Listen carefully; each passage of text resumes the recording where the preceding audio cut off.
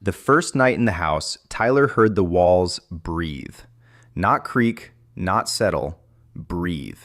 A slow pull of air, like something enormous inhaling behind the plaster, and then a long exhale that smelled faintly of rust. He was 11 years old, and he told himself it was just old pipes. The moving truck had pulled away hours ago, leaving 4 bedrooms, a wraparound yard, and enough empty space to swallow a family of 4 whole. His dad, Marcus, worked for one of the American logistics companies that had swarmed into Hungary the second the Iron Curtain rusted open. Budapest in 1991 was a city learning how to be free, and freedom, it turned out, came with unbelievably cheap real estate. 4 bedrooms, this much land, for that price? His mom Sarah had said on the phone to her sister back in Ohio.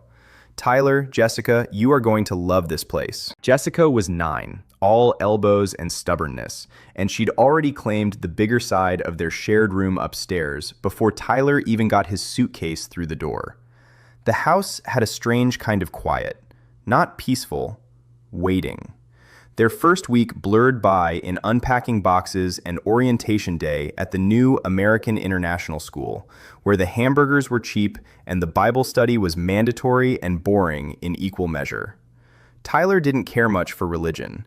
He cared about the huge backyard, the novelty of a new country, the way Jessica shrieked laughing when she found a family of hedgehogs living under the porch. For a while, it felt like they'd landed somewhere lucky. Then, the house started showing its teeth. It began small, a framed photo in the hallway that was always crooked, no matter how many times Sarah straightened it. A cold spot at the base of the staircase that made Tyler's breath fog even in September. The dog next door, a mutt named Booksy, that wouldn't stop barking at their fence line after dark, every single night, like clockwork, like a warning nobody was listening to. Old houses make noise, Marcus said, waving it off over dinner. Give it time, you'll stop noticing. Tyler wanted to believe him. 2 weeks in, he and Jessica had worn themselves out playing tag in the backyard until the sun dropped behind the neighbor's roofline, and they'd both crashed hard that night, out cold before their mom even finished her "Can you please brush your teeth" speech.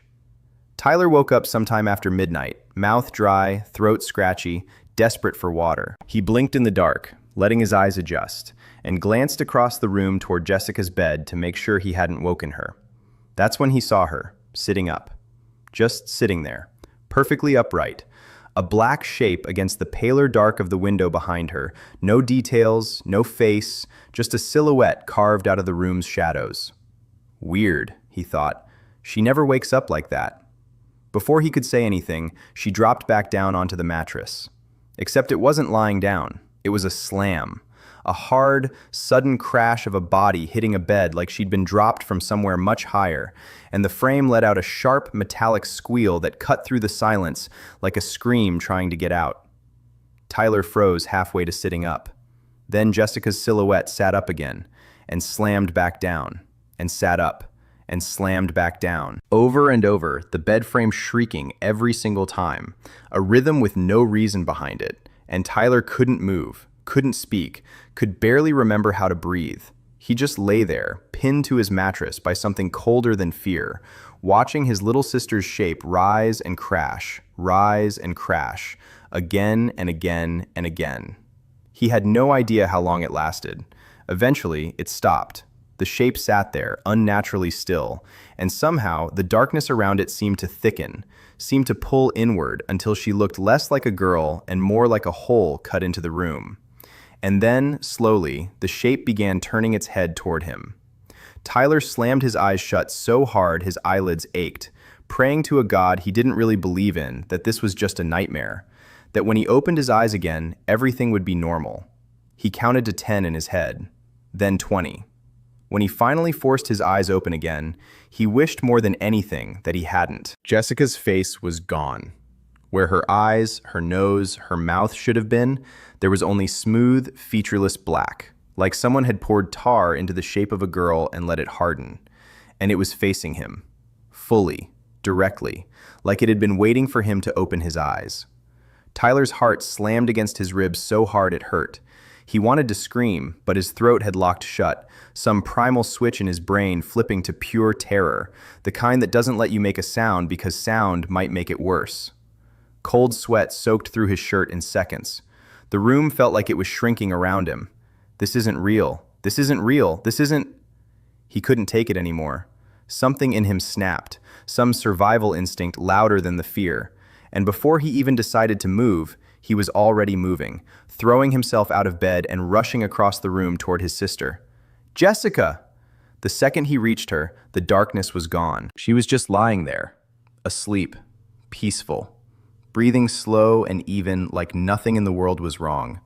Like she hadn't just spent 10 minutes slamming herself into a mattress with a face made of nightmare static. Tyler grabbed her shoulders and shook her, hard, harder than he meant to. Jess, wake up, wake up." Her eyes fluttered open, confused, groggy. "What? Tyler, what the hell? What are you doing? Your face, it was..." He couldn't even get the words out straight.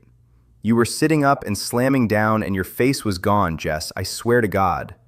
Jessica rubbed her eyes and gave him the exact look 9-year-olds give when they've decided you're being dramatic. "You had a nightmare, dummy. Go back to bed."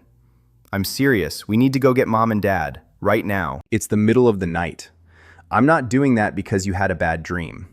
She flopped back down, already halfway back to sleep. "There's no such thing as ghosts, Tyler." He wanted to argue. He wanted to drag her down the hall by force if he had to. But something about the way she said it, so easily, so sure, made him doubt his own eyes for a second, and that doubt was enough to freeze him in place. So he didn't go get his parents. Instead, he sat up against his headboard and watched his sister sleep for the rest of the night, eyes burning with exhaustion, refusing to blink for longer than he had to. Nothing else happened. No shadows, no slamming, just the slow, aching crawl of hours until gray light finally leaked through the curtains. He told himself it was over. It wasn't. Over the next few days, the house felt wrong, in a way Tyler couldn't explain to his parents without sounding insane. The hallway upstairs always seemed a few degrees colder than it should be. The photo in the hall kept tilting, no matter how many times someone fixed it.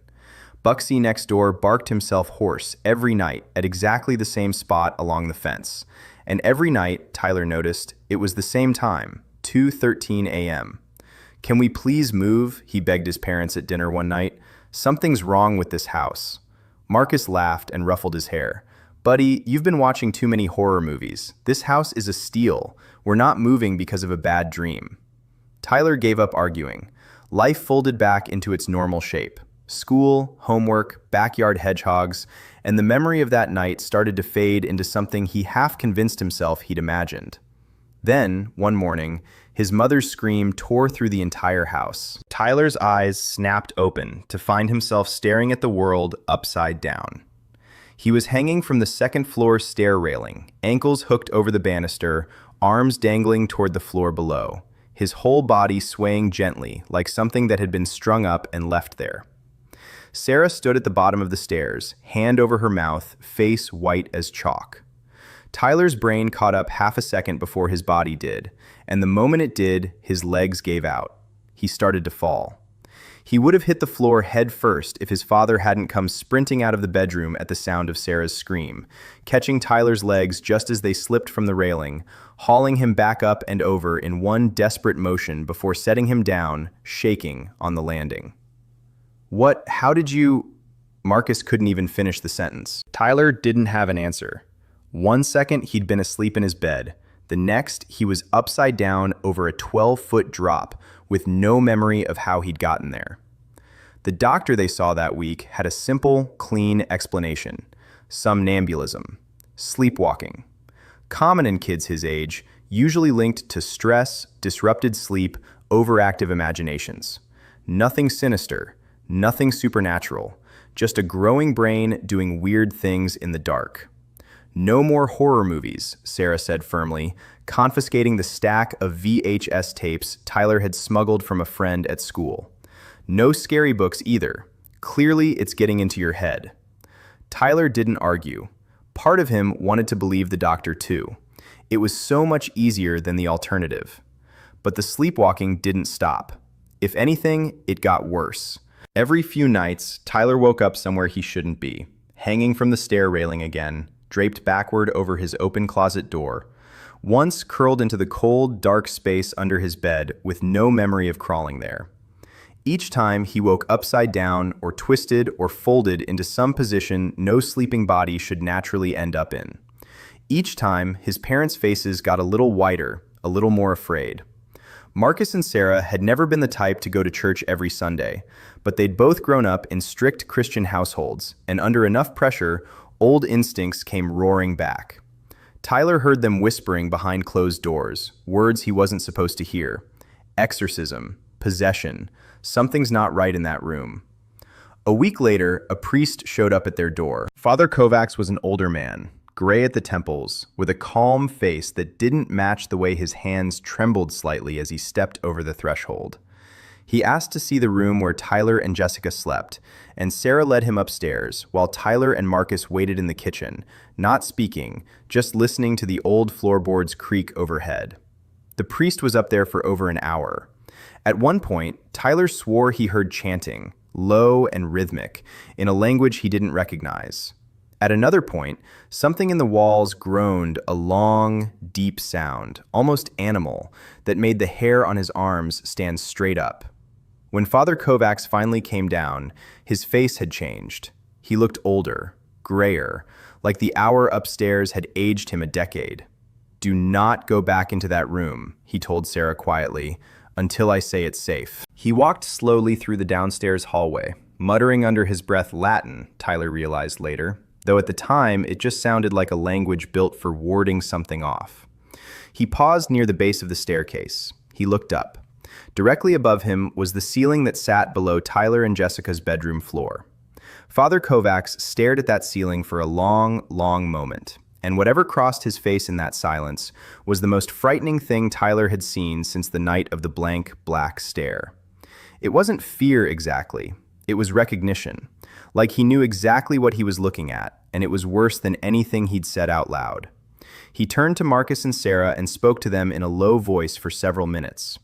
Tyler couldn't hear the words, but he watched his parents' faces drain of color in real time, watched his mother's hand fly to her mouth, watched his father go completely, unnaturally still. That same afternoon, the family packed overnight bags and checked into a hotel downtown.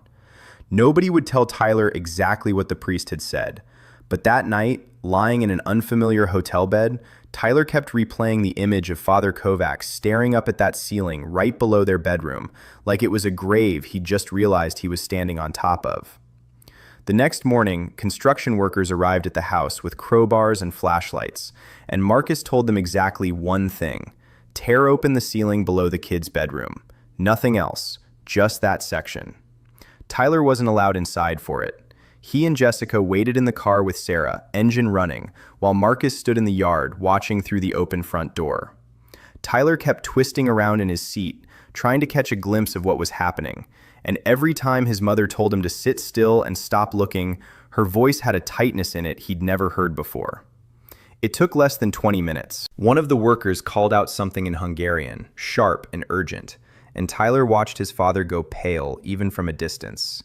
They'd found something. Marcus disappeared inside for several minutes. When he came back out, he didn't get in the car right away. He stood in the driveway with his hands on his hips, staring back at the house like it was something he no longer recognized, something that had been wearing the shape of their home this whole time.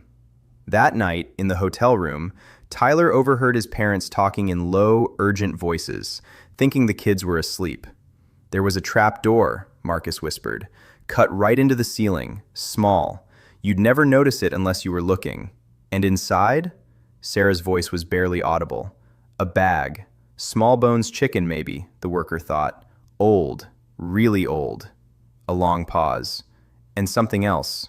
"What?" Tyler held his breath, straining to hear, pressing his ear as close to the door as he dared without making a sound. "A doll," Marcus said finally, "made out of bone. Little pieces of it, all tied together. Like whoever built it knew exactly what they were doing." "Marcus." Sarah's voice cracked. "It was hanging," he said, "by a thread, tied to the inside of the trapdoor." There was a long silence. Upside down, Marcus finished. Just hanging there, upside down, right underneath the kid's bed. It's been there who knows how long, right underneath where they sleep every single night. Tyler backed away from the door slowly, his whole body cold, his mind flashing instantly to every night he'd woken up hanging upside down from something, the stair railing, the closet door, his body twisted into the exact same shape as that little bone doll, sealed away right below where he slept. It hadn't been sleepwalking. Something had been making him match it, night after night, pulling his body into the same shape as whatever was hidden in that ceiling, like it was trying to show them, trying to make them notice, or worse, trying to use him as some kind of mirror for whatever ritual had made that little bone doll in the first place. He didn't sleep at all that night. He lay rigid in the unfamiliar hotel bed, staring at the ceiling, half expecting to see it move. The next morning, his parents told him and Jessica the decision had already been made. They were selling the house. But what was it? Tyler finally asked, unable to hold the question in any longer. What did the priest say it was? What was under there? Marcus and Sarah exchanged a look, the kind of look adults give each other right before they decide a child doesn't need the whole truth. Something that shouldn't have been there, Sarah said quietly. Something somebody put there on purpose. A long time ago. On purpose? Why? Neither of them answered that part. But Tyler noticed something in the days that followed. Something small that stuck with him more than almost anything else. His father, a man who hadn't set foot in a church in a decade, started sleeping with a small crucifix on the nightstand. His mother started saying a quiet prayer under her breath every single night before turning off the lights. They never said the words curse or possession out loud in front of the kids again. They didn't have to. They sold the house within a month, at a steep loss, to a Hungarian buyer who apparently didn't ask many questions and didn't seem to care about the story attached to the ceiling. Tyler never found out what happened to the bone doll itself, whether the workers destroyed it, buried it, or simply threw it away like garbage. Nobody would tell him, and eventually, he stopped asking. The family spent their last year in Hungary in a small rented apartment near the American school. A plain, unremarkable place with thin walls and a landlord who checked in constantly. And Tyler had never in his life been so grateful for something so boring. No cold spots, no crooked photos, no dog barking at 2:13 in the morning at some invisible line in the yard. He didn't sleepwalk again, not once. Marcus's company eventually transferred him back stateside, and the family returned to Ohio a year later than planned. Older, quieter, changed in ways that never quite got talked about at the dinner table. Sarah started going to church every single Sunday. No exceptions, no excuses. Marcus followed, dragging his feet a little less each week until it just became normal again, like it always had been. Jessica, strangely, remembered almost none of it. She had no memory of sitting up in the dark, no memory of the blank black stare, no memory of the bed frame screaming against the floor over and over in the middle of the night. When Tyler brought it up years later, she just shrugged and said she must have been too out of it to remember, the same way people forget most of their dreams. Tyler remembered everything, every second. He grew up, moved away for college, and drifted from the religion his parents clung to so hard after that year church made his skin crawl for reasons he couldn't fully explain. Some old, cellular kind of unease that never quite faded, even decades later. But he never became the kind of person who says none of it's real either. He couldn't. Not after what he'd seen with his own eyes. Because here's the thing. Nobody in his family ever said out loud. The thing Tyler pieced together only years later, lying awake in a completely different house in a completely different country, staring at a completely ordinary ceiling. Whatever had been sealed into that trapdoor wasn't random. Someone built that bone doll on purpose. Someone hung it upside down on purpose, sealed it into a ceiling on purpose, positioned directly beneath a bedroom on purpose. Rituals like that don't happen by accident. Somebody, at some point, wanted something to happen to whoever slept in that room. Maybe it was meant for whoever lived there before them. Maybe it was never finished. Maybe it was still active, still waiting, when a family from thousands of miles away moved in and unknowingly completed the circuit just by sleeping there every single night. And maybe this was the part that kept Tyler up some nights even now, decades later. Maybe it hadn't stopped when they tore the ceiling open. Maybe it had simply stopped needing the house. Because sometimes, late at night, in apartments and houses that have nothing to do with Budapest, nothing to do with 1991, Tyler still wakes up for just a second in that strange gap between sleep and awareness. And in that gap, just for a heartbeat, he feels his body twist wrong, upside down, hanging, waiting for someone to notice. And every single time, in the half second before he fully wakes, he swears he can hear a bed frame slamming somewhere far away. Slam, slam, slam.